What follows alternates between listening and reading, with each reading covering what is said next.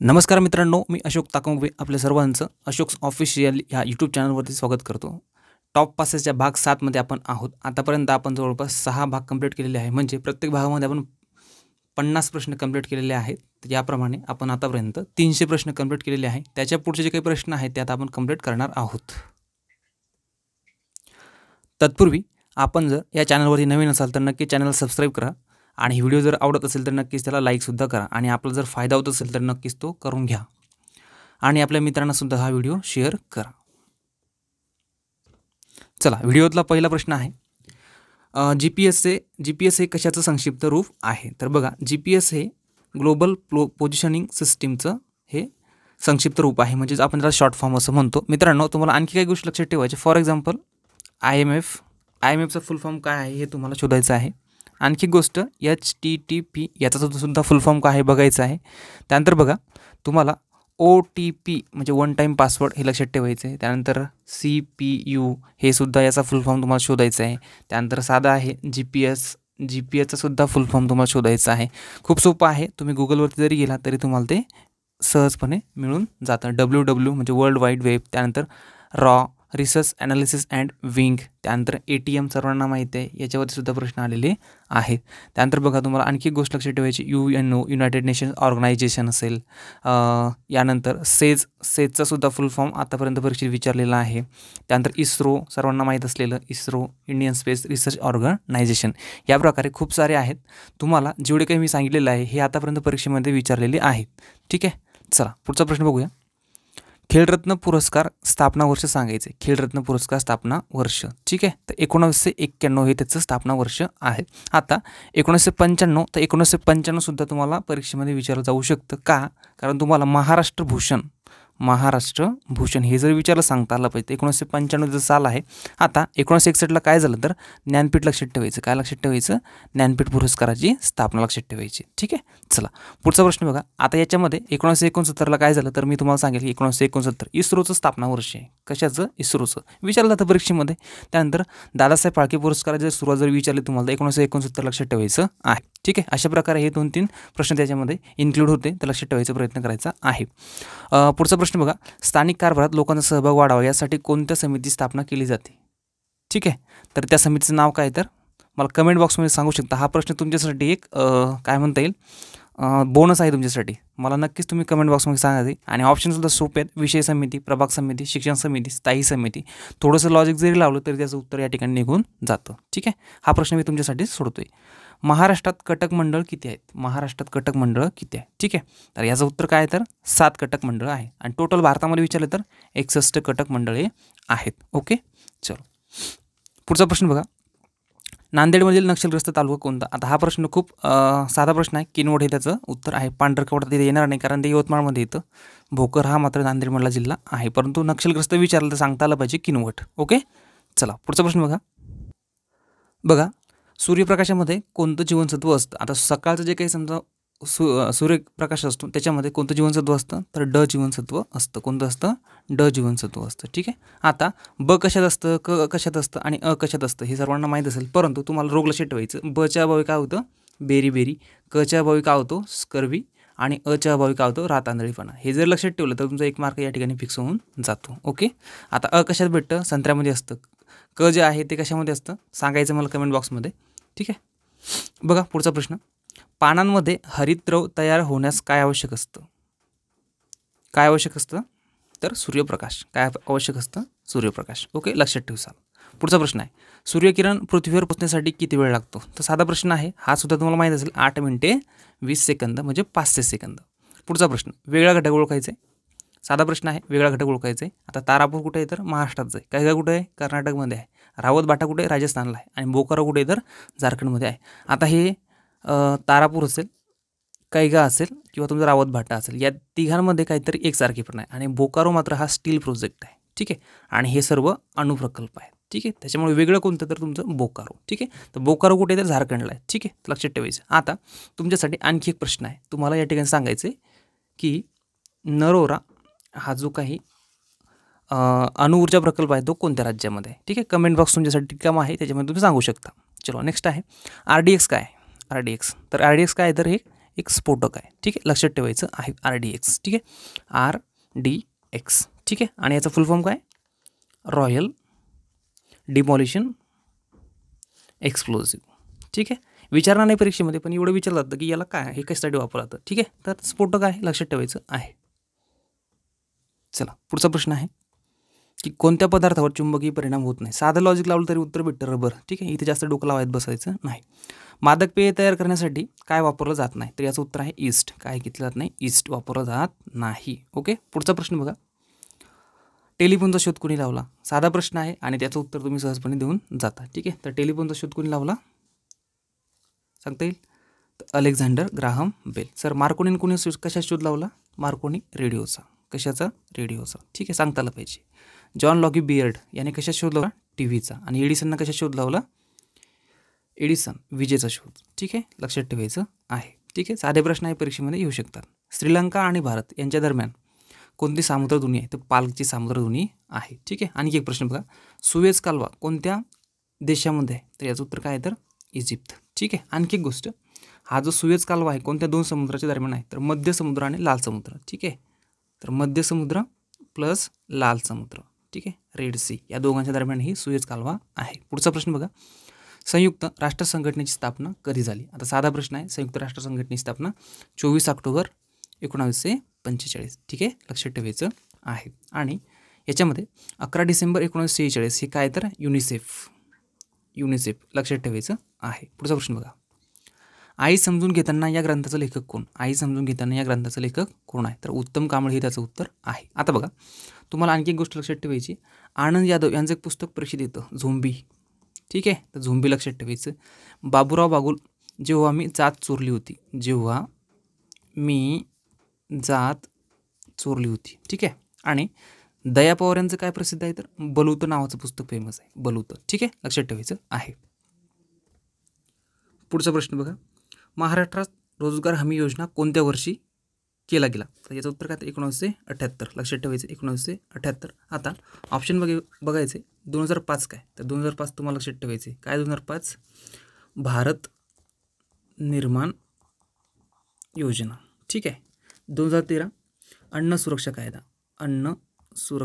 कायदा, food security act, लक्षात ठेवायचे. आणि 2014ला काय? तर तुमची जनधन योजना, ठीक आहे, जनधन योजना, ठीक आहे. परीक्षेमध्ये विचारलेलं आहे, तर माहीत नसेल तर व्यवस्थितपणे नोट डाऊन करून घ्यायचं आहे. पुढचा प्रश्न बघा. भारत देशाचे प्रथम मतदार कोण होते? तर याच्यामध्ये हे तुम्हाला लक्षात ठेवायचे. श्यामसरण नेगी. कुठले होते हे? श्यामसरण नेगी, तर हिमाचल प्रदेश, ठीक आहे. आता डिकीडोमा असेल किंवा बचेंद्री पाल असेल, तर हे सर्व माउंटेन वीर आहेत, ठीक आहे. डिकीडोमा आणि बचेंद्री पाल. तर बचेंद्री पाल ही पहिली महिला होय, ठीक आहे, माउंट एव्हरेस्ट सर करण्यात, ठीक आहे. बचेंद्री पाल लक्षात ठेवायचं आहे, ठीक आहे. आणि जगातील कितवी? ती 5वी, ठीक आहे, जगातील 5वी, भारतातील पहिली, ठीक आहे. आता डिकीडोमा हे सुद्धा त्याच्याशी संबंधित असलेलं नाव आहे, लक्षात ठेवायचं आहे. चलो पुढचा प्रश्न बघा. जागतिक लोकसंख्या दिन कधी असतो? जागतिक लोकसंख्या दिन कधी असतो? तर 11 जुलै. तर 5 जूनला काय असतं? पर्यावरण दिन. काय असतं? पर्यावरण दिवस. 2 फेब्रुवारी जागतिक पाणथळ दिवस असतो. काय असतो? जागतिक पाणथळ दिवस. आणि 24 एप्रिल हा पंचायत राज दिन असतो. काय असतो? पंचायत राज दिन, ठीक आहे. अशा प्रकारे हे ऑप्शन तुम्हाला ॲनालिसिस करता आलं पाहिजे. चला पुढचा प्रश्न आहे. ऑलिम्पिक स्पर्धा दर किती वर्षांनी आयोजित केल्या जातात? तर याचं उत्तर आहे 4 वर्षांनी आयोजित केल्या जातात, ठीक आहे, लक्षात ठेवायचं आहे. चला तुम्हाला एक प्रश्न आहे. खाशाबा जाधव यांनी कोणत्या वर्षी पदक मिळवलं होतं? कशामध्ये? तर ऑलिम्पिकमध्ये. तर ते साल तुम्हाला लक्षात ठेवायचं 1952. कुठे मिळवलं होतं? तर हेल्सिंकी, लक्षात ठेवायचं हेल्सिंकी. आणि कशाशी संबंधित आहे ते खाशाबा जाधव? कुस्ती. कशाची? कुस्ती. आणि कुठलं पदक त्यांना भेटलं होतं? कांस्य पदक, ठीक आहे. निदान एवढी तरी माहिती तुम्हाला लक्षात ठेवायची आहे. चला आता आणखी एक तुम्हाला प्रश्न कमेंट बॉक्समध्ये सांगायचं आहे की वैयक्तिक सुवर्ण पदक मिळवणारे पहिले भारतीय कोण? ठीक आहे, त्यांचं नाव तुम्हाला सांगायचं आहे. पुढचा प्रश्न बघा. भारतातील महिला पोलिसांचं नेमणूक करणारं पहिलं राज्य? त्याचं उत्तर आहे महाराष्ट्र. पुढचा प्रश्न बघा. इराणची गुप्तहेर संघटना मोसाद, लक्षात ठेवायची. कोणती? मोसाद. विचारलेला आहे गुप्तहेर संघटना, आतापर्यंत परीक्षेमध्ये विचारलेल्या सुद्धा आहेत, ठीक आहे. तर तुम्हाला मोसाद लक्षात ठेवायची. मग सर ISI कोणत्या देशाची आहे? तर ISI पाकिस्तानची. कुठल्या देशाची? पाकिस्तानची. ओके. CIA कुठला आहे? तर हे अमेरिकेचं आहे, USA. आणि DNB कोणत्या देशाचं आहे? तर जर्मनीचं आहे, जर्मनी, ठीक आहे, लक्षात ठेवायचं आहे. आता तुम्हाला आणखी गोष्ट लक्षात ठेवायची, ऑलिम्पिकच्या संदर्भात आहे. तर ऑलिम्पिक तुम्हाला लक्षात ठेवायचे. ऑलिम्पिक जर विचारलं गेलं तर जागतिक ऑलिम्पिक दिवस कधी असतो? 23 जून. ठीक आहे, लक्षात ठेवायचं. आता परीक्षेत विचारलेलं आहे. चला पुढचा प्रश्न आहे, सरपंचाची थेट जनतेमधून निवडणूक करण्यासाठी नेमलेली समिती कोणती? ठीक आहे, याचं उत्तर तुम्हाला लक्षात ठेवायचं आहे, सुधीर ठाकरे समिती. पुढचा प्रश्न, हिब्रू भाषेतील शालोम, हिब्रू भाषेतील काय? शालोम या शब्दाचा अर्थ काय? तर इथे मला इथे येऊन आनंद झाला. लक्षात ठेवायचं आहे.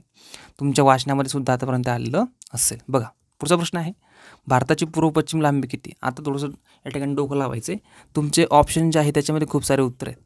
आता पूर्व पश्चिम लांबी जास्त आहे की उत्तर दक्षिण लांबी जास्त आहे? तर उत्तर दक्षिण लांबी जास्त आहे, ती आहे 3214 आणि पूर्व पश्चिम काय तर 2933. हे तुमचं करेक्ट उत्तर आहे. 7517 हा भारताचा समुद्र किनारा आहे. काय तर समुद्र किनारा. ठीक आहे, हे तुम्हाला लक्षात ठेवायचं आहे. आता भारताचं क्षेत्रफळ विचारलं तर 32,87,263 चौरस किलोमीटर आणि महाराष्ट्राचं विचारलं तर 3,07,713 चौरस किलोमीटर. ओके, भारताच्या जगामध्ये क्षेत्रफळाच्या दृष्टीने कितवा क्रमांक आहे? 7वा. लक्षात ठेवायचे. ओके, चला पुढचा प्रश्न बघा, सहस्त्रकुंडा धबधबा कोणत्या नदीवर आहे?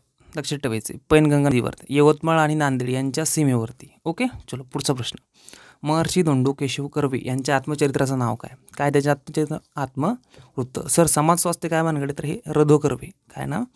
रधो कर्वे. रधो कर्वे महर्षी कर्वे यांचे पुत्र, यांच्याशी संबंधित आहे. त्यांचं ते पुस्तक आहे. ओराईन कोणी लिहिलं? टिळकांचं पुस्तक आहे, टिळक. आणि दत्त महात्मे कोणाचं आहे? तर फडके यांचं. फडके यांचं हे पुस्तक आहे, वासुदेव बळवंत फडके. ओके, चलो पुढचा प्रश्न, मोहम्मद बिन तुगलक याने आपली राजधानी दिल्लीवरून कुठे नेली? तर त्याचं उत्तर काय? तर दौलताबाद. काय त्याचं उत्तर? दौलताबाद. लक्षात ठेवायचं आहे.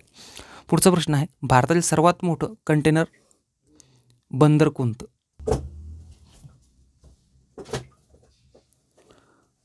पुढचा प्रश्न बघा, भारतातील सर्वात मोठे कंटेनर बंदर कोणते? तर या प्रश्नाचं उत्तर आहे नावाशिवा, ज्याला आपण म्हणतो JNPT. आणि कुठे येतं हे? मुंबईला येतं. ठीक आहे. कांडला बंदर कुठे येतं? गुजरातला. कुठे येतं? गुजरात. लक्षात ठेवायचे. विशाखापट्टणम आंध्र प्रदेश आणि तुतीकोरीन कुठे येतं? तामिळनाडू. ओके, पुढचा प्रश्न बघा, संविधान सभेचे उपाध्यक्ष कोण होते? तर याचं उत्तर काय? तर HC मुखर्जी. लक्षात ठेवायचं, HC मुखर्जी. आता संविधान सभेचे अध्यक्ष कोण होते? राजेंद्र प्रसाद. लक्षात ठेवायचं, राजेंद्र प्रसाद. आणि डॉक्टर बाबासाहेब आंबेडकर हे मसुदा समितीचे अध्यक्ष होते, हे लक्षात ठेवायचं आहे. ठीक आहे, चलो पुढचा प्रश्न बघा, सरदार सरोवर कोणत्या नदीवर आहे? तर सरदार सरोवर हे नर्मदा नदीवर आहे. ठीक आहे. पुढचा प्रश्न, महाराष्ट्रात किती राष्ट्रीय उद्याने आहेत? तर याचं उत्तर काय? तर महाराष्ट्रामध्ये 6 राष्ट्रीय उद्याने आहेत. पुढचा प्रश्न बघा, सोयाबीन उत्पादनामध्ये अग्रेसर असलेलं राज्य कोणतं आहे? तर याचं उत्तर आहे मध्य प्रदेश. ओके, पुढचा प्रश्न बघा, पुढचा प्रश्न आहे, आदिवासी संशोधन व प्रशिक्षण संस्था कुठे येते? तर या प्रश्नाचं उत्तर काय? तर पुणे. ठीक आहे, लक्षात ठेवायचे. नेक्स्ट क्वेश्चन बघा, स्वतंत्र भारताची पहिली जनगणना कधी पार पडली? तर या प्रश्नाचं उत्तर आहे 1951ला. ठीक आहे. नेक्स्ट क्वेश्चन आहे, महाराष्ट्रातील विडी उद्योगासाठी प्रसिद्ध असलेलं ठिकाण? तर या प्रश्नाचं उत्तर काय? तर सिन्नर. ओके, पुढचा प्रश्न बघा, महाराष्ट्रातील सर्वात कमी लोकसंख्येची घनता असलेला जिल्हा? ठीक आहे, लॉजिक लावून तुम्ही सोडू शकता, गडचिरोली. पुढचा प्रश्न आहे, अमरवेल ही परजीवी वनस्पती कोणत्या झाडावरती आढळते? तर याचं उत्तर येतं कांचन. ठीक आहे. आता प्रश्न परीक्षेमध्ये आलेला आहे, तर कांचन लक्षात ठेवायचं आहे. पुढचा प्रश्न बघा, 1907च्या काँग्रेसचं जे काही अधिवेशन भरलं होतं, कुठे भरलं होतं? हा पहिला प्रश्न सुरतला भरलं होतं आणि अध्यक्ष कोण होते? रासबिहारी बोस. ठीक आहे, हे लक्षात ठेवायचं आहे. नेक्स्ट क्वेश्चन, मानवास दुधाचे किती दात येतात? तर या प्रश्नाचं उत्तर आहे 20. ओके, पुढचा प्रश्न आहे, अनाथ बालिकाश्रम या संस्थेची स्थापना कोणी केली? तर याचं उत्तर येतं महर्षी कर्वे. ठीक आहे. आता महात्मा फुलेंनी कुठली संस्था स्थापन केली? गोपाळ गणेश आगरकर असेल, रानडे असेल, हे सर्वांनी इतिहासामध्ये कंप्लीट केलेलं असेल. पुढचा प्रश्न आहे, चौथाई आणि सरदेशमुख हे कर कोणी लावण्यास सुरुवात केली? तर या प्रश्नाचं उत्तर छत्रपती शिवाजी महाराज. लक्षात ठेवायचं आहे. पुढचा प्रश्न बघा, मुस्लिम धर्माचे काही पवित्र ठिकाणी मक्का कोणत्या देशामध्ये? साधा प्रश्न आहे, सौदी अरेबिया. ठीक आहे, पण कन्फ्यूज होऊ शकतं. छत्रपती शिवाजी महाराजांचा जो काही राज्याभिषेक आहे कोणत्या गडावर झाला? कोणत्या गडावर झाला तुम्हाला सांगता आलं पाहिजे. परीक्षेमध्ये हा प्रश्न खूप वेळा आलेला आहे. ठीक आहे, तर छत्रपती शिवाजी महाराज जो काही राज्याभिषेक आहे तो रायगड या किल्ल्यावर झालेला आहे. आणि लक्षात ठेवायचं डेट 6 जून 1674. ओके, पुढचा प्रश्न बघा, महात्मा गांधी यांनी पहिला सत्याग्रह कोणत्या वर्षी केला? तर 1917. हे लक्षात ठेवायचे. सार्वजनिक सत्यधर्म या पुस्तकाचा लेखक कोण? तर सार्वजनिक सत्यधर्म हे महात्मा फुले यांनी लिहिलेलं पुस्तक आहे. कोराडी हा औष्णिक विद्युत प्रकल्प कोणत्या जिल्ह्यामध्ये येतो? तर त्याचं उत्तर काय आहे? तर नागपूर. ठीक आहे. अकोल्याला कुठला आहे? तर फेकरी लक्षात ठेवायचे. कुठला आहे? फेकरी. आणि जळगावला कुठला आहे? तर जळगावला कुठला आहे? तर तो आहे बघा फेकरी हा तर जळगाव भुसावळ तुम्हाला लक्षात ठेवायचे. अकोल्याला आहे पारस. अकोल्याला कुठला आहे? तर पारस. अकोला पारस लक्षात ठेवायचे आणि जळगाव भुसावळ म्हटलं की फेकरी लक्षात ठेवायचं आहे. ओके. पुढचा प्रश्न, यमुना नदीचा संगम कुठे होतो? आता यमुना नदीचा संगम कुठे होतो? अलाहाबाद. हे लक्षात ठेवायचं आहे. पुढचा प्रश्न आहे, महाराष्ट्रामध्ये पंचायत राज व्यवस्था कधी सुरू झाली? आपल्याला वाटतं 1960. ठीक आहे, पण 1 मे 1962 हे त्याचं करेक्ट उत्तर आहे. 1 मे 1960ला महाराष्ट्राची स्थापना लक्षात ठेवा. पण पंचायत राज म्हटलं तर 1 मे 1962 हे लक्षात ठेवायचं आहे. आता शेवटचा प्रश्न बघा, गावातील तंटे मिटवण्यासाठी कोणती योजना आहे? तर हे प्रश्न जो आहे तो सर्वांना माहीत असेल, तर महात्मा गांधी तंटामुक्ती योजना. ठीक आहे. तर अशा प्रकारे मित्रांनो या व्हिडिओमध्ये आपण जवळपास 50 प्रश्न कंप्लीट केलेले आहे आणि अशा प्रकारे आपले जवळपास 350 प्रश्न आपण टॉप 500च्या या सिरीजमध्ये कंप्लीट केलेले आहे. तर धन्यवाद मित्रांनो, भेटूया पुढच्या व्हिडिओमध्ये. तोपर्यंत नमस्कार.